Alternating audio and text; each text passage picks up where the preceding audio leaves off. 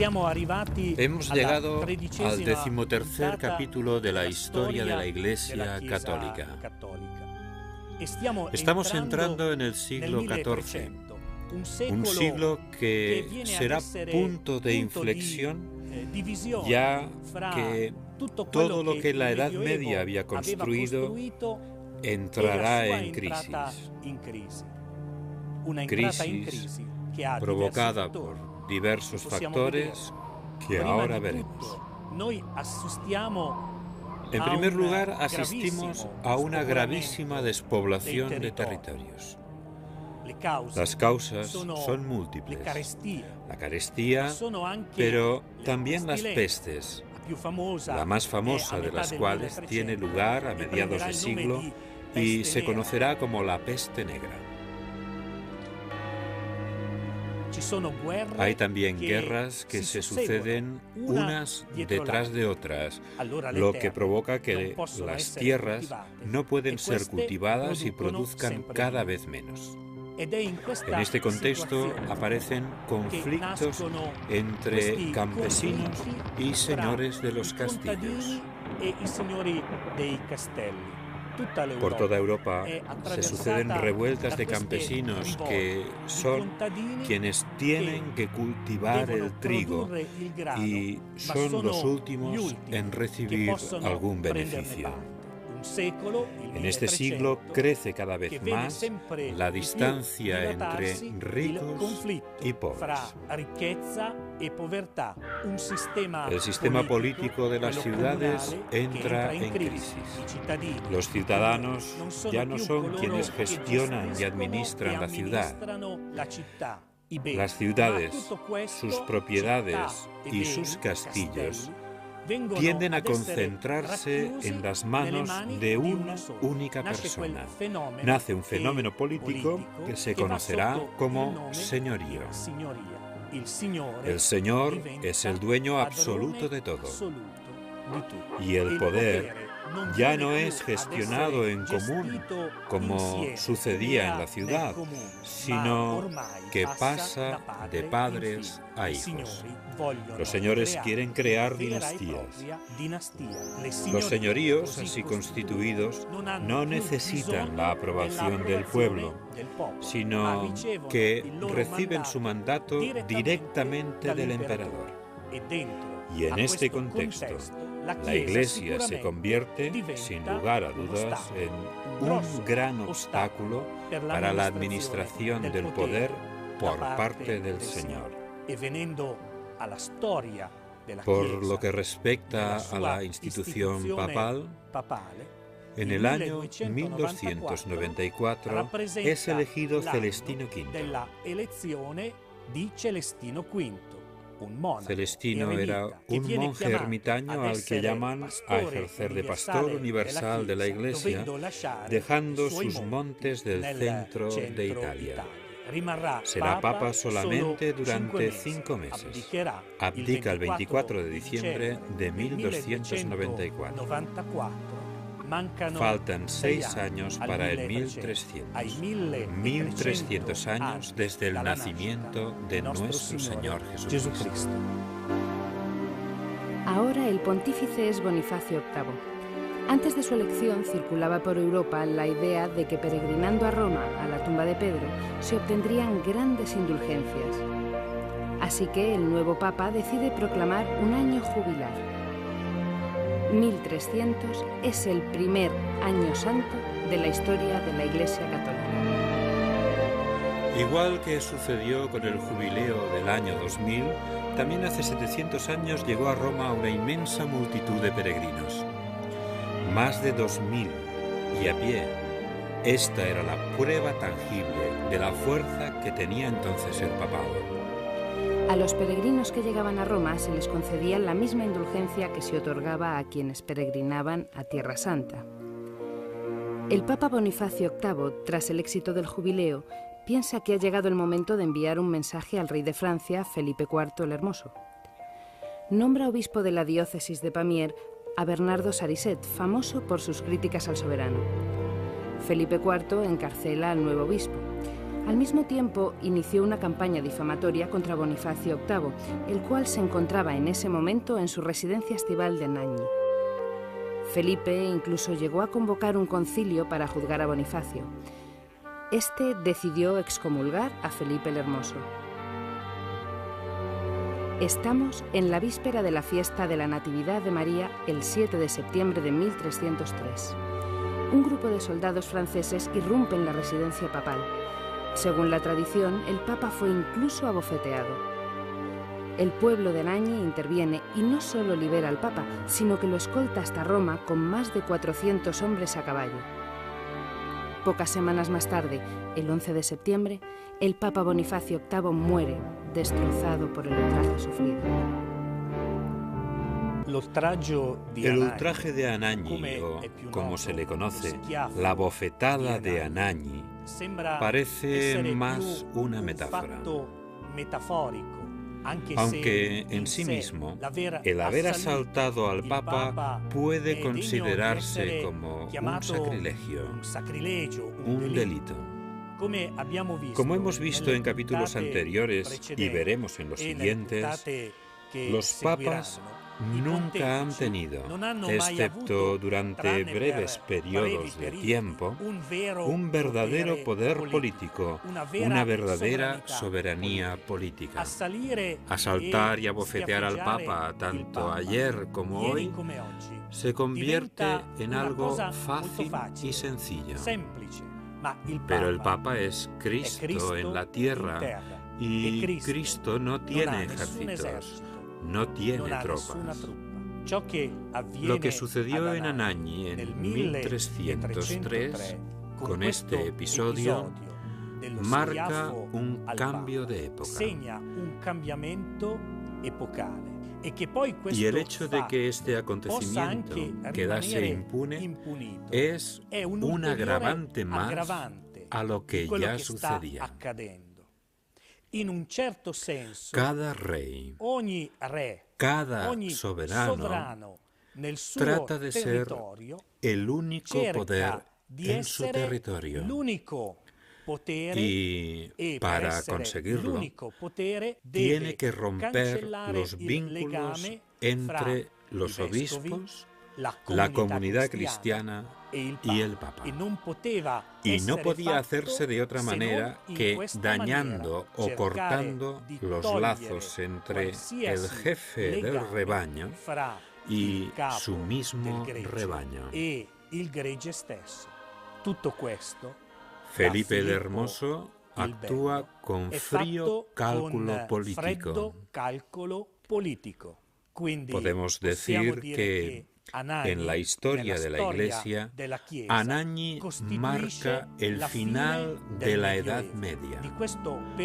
Es el final de una época que había visto la gran unidad política y la gran unidad del hombre mismo, llamado con todo su ser a ser artífice y constructor de una sociedad que es el reino de Dios. Benedicto XI, dominico, fue elegido como sucesor de Bonifacio VIII. Era el 22 de octubre de 1303. Solo han pasado 6 meses cuando en abril de 1304 Benedicto debe trasladar toda la corte a Perugia. Roma está sumida en el caos por los constantes enfrentamientos entre facciones. Benedicto XI retira la excomunión a Felipe el Hermoso esperando que así llegue la paz. Sin embargo, muere a los pocos meses en Perugia. En esta misma ciudad, los cardenales eligen a Clemente V, francés, y la curia se desplaza en pleno a Aviñón, en territorio francés. En 1309, Aviñón no está realmente en Francia, sino que pertenece al feudo imperial de los Anjou de Nápoles, vasallos del Papa. Clemente V dijo varias veces que devolvería la curia a Roma, pero la realidad es que los pontífices permanecieron en Aviñón durante 70 años. El establecimiento de la sede pontificia en Aviñón produce un profundo cambio en la ciudad, cambio del que aún son evidentes las señales. Esta etapa del papado en Aviñón no tiene muy buena fama. Ha habido autores, como Petrarca, que hablaron de la prisión de Babilonia.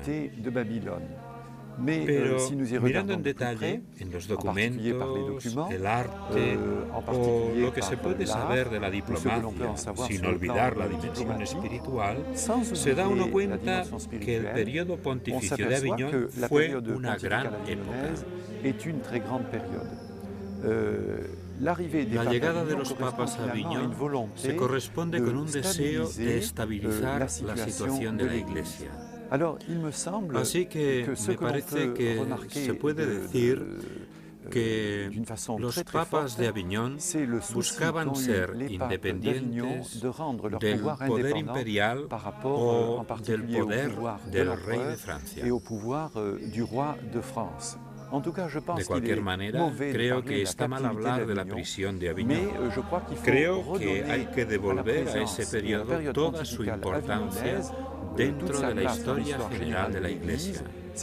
Es un tiempo en que la Iglesia, junto con sus pontífices y la curia, pero también con las grandes órdenes religiosas, recobrará la fuerza y preparará, diría yo, todo lo que vendrá más adelante. Pero aunque los papas se ven obligados a enfrentarse a reyes y emperadores, nunca pierden de vista su principal misión: evangelizar a los pueblos. Así envían frailes de las órdenes mendicantes por toda Asia, Irán, Irak, incluso al actual Sri Lanka y a Catón. El misionero más famoso de aquella época fue Odorico de Pordenone, franciscano, que cuando llegó a Cantón se encontró con una catedral construida por sus hermanos de orden.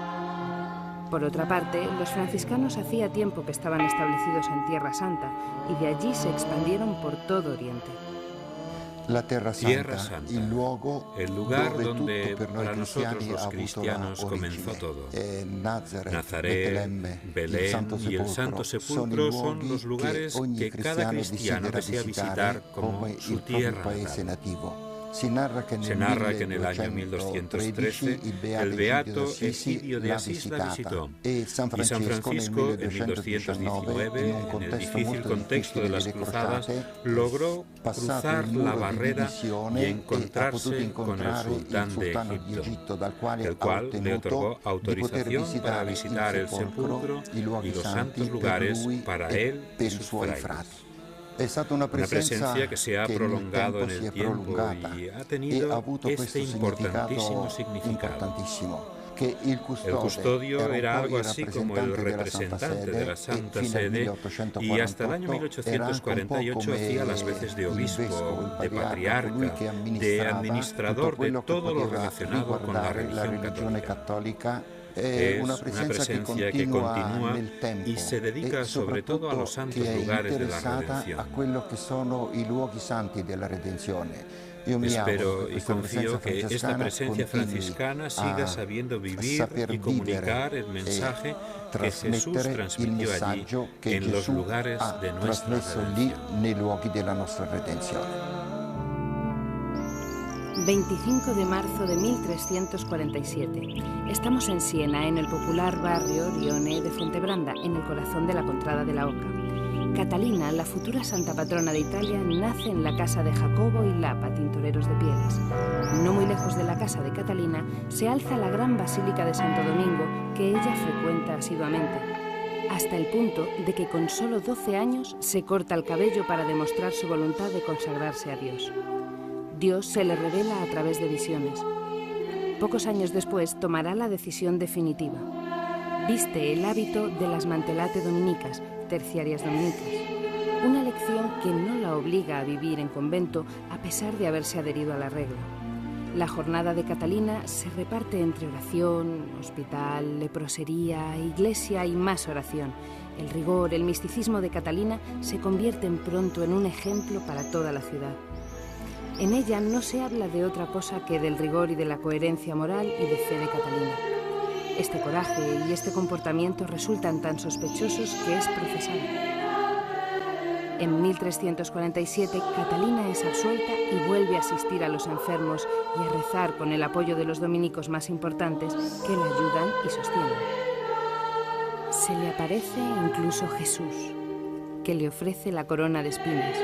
Y desde ese momento decide trabajar aún más en la Iglesia, también con el Papa, al que ella llama Dulce Cristo en la tierra, para que nadie más haga nunca sangrar el costado de Jesús. Igual que toda Europa, tampoco Siena es ajena a luchas y enfrentamientos. Catalina es hija de un tintorero analfabeto, pero será capaz de leer y escribir a prelados, reyes e incluso al Papa Gregorio XI sobre la necesidad de volver a Roma. Y para conseguirlo, viaja a Aviñón, donde es recibida por el Papa. Esta pequeña y enérgica mujer logra lo que hasta ese momento ningún hombre, por poderoso o influyente que fuera, había conseguido. Es el 3 de septiembre de 1376. Gregorio XI deja Aviñón y tras un viaje de 5 meses llega a Roma, donde es acogido triunfalmente. Mientras el Papa Gregorio entra en Roma, Santa Catalina se retira a Siena, dando así muestra de su humildad y entrega. Ella, que en Aviñón había hablado al Papa en sienés y en latín, de manera que Raimundo de Capua, confesor de Santa Catalina, se vio en la necesidad de hacer de traductor. En la Basílica de Santa María sopra Minerva, en Roma, se custodia el cuerpo de Santa Catalina y el Papa Pío XII la proclama patrona de Italia junto a San Francisco en junio de 1931. En estos años de ausencia del Papa, Roma ha sufrido mucho. Ha habido momentos de gran violencia. La llegada del Papa hace nacer la esperanza de un nuevo periodo de paz. Esperando al Papa en Roma estaba otra gran santa de esta época, Santa Brígida, llegada de Suecia con motivo del jubileo del año 1350. Santa Catalina de Siena y Santa Brígida de Suecia son dos grandes figuras femeninas de la historia de la Iglesia Católica. Las mujeres consagradas siempre han desempeñado un papel muy importante en la Iglesia, un papel muchas veces desconocido, pero no por ello menos importante. Y también en la actualidad desempeñan un papel importantísimo por todas partes. En primer lugar, por la oración. Las religiosas se ponen ante Dios para interceder por toda la humanidad, y esto es muy importante, pero también lo es su tarea en lugares de frontera. Y responden a nuevas y antiguas necesidades siguiendo el ejemplo de las grandes santas. Lo afrontan con el carisma de la mujer, el genio femenino, un carisma que se expresa de muchas maneras. Por ejemplo, afrontan las necesidades en el ámbito de la salud y responden a las necesidades de los miserables, de los enfermos de SIDA, los marginados, les cuidan. Y este es el carisma de la mujer, cuidar. Pero también responden a las necesidades en el campo de la verdad, como Edith Stein, que por la verdad murió en un campo de concentración. Y en este momento me viene a la memoria todas las mujeres que trabajan en las escuelas y las universidades y en las publicaciones, se ocupan de las catequesis, y pienso en todas las religiosas jóvenes y menos jóvenes, trabajando en las parroquias, en las diócesis. Afrontan las necesidades de la vida. Las religiosas son un don, una riqueza para la humanidad. Pienso que las monjas quieren tener esta capacidad de dar vida, de decir que la vida es importante, toda la vida de la naturaleza, la de las personas, la vida espiritual. Y por ello, con su trabajo dan la vida, gratuitamente. Quieren decir al mundo que debemos estar unidos y trabajar para que la vida triunfe. También rezar es dar la vida. Rezar es favorecer la vida. Relacionarse con los hermanos, especialmente con los más pobres, es favorecer la vida. Educar es favorecer la vida. Acoger a quien tiene necesidades, a quien sufre o está maltrecho, a quien no puede más, es favorecer la vida. Deseo vivamente que todas las religiosas que viven actualmente en el mundo, en los lugares de frontera, en cualquier lugar de frontera, puedan decir con su testimonio que Dios existe y que Dios es el Dios de la vida y de la alegría. Y el Dios de la vida y de la alegría, Jesucristo, ahora se extiende también por el norte de Europa. El rey Vladislao II, que ha reunido los territorios de Polonia y Lituania, se ha convertido al catolicismo y con él todo su pueblo. Los católicos son ahora una realidad que se extiende por territorios ilimitados, pero desgraciadamente es también una realidad herida en su interior por compromisos e intereses políticos y territoriales que nada tienen que ver con el pueblo de Dios. Todo esto lo veremos en el próximo capítulo.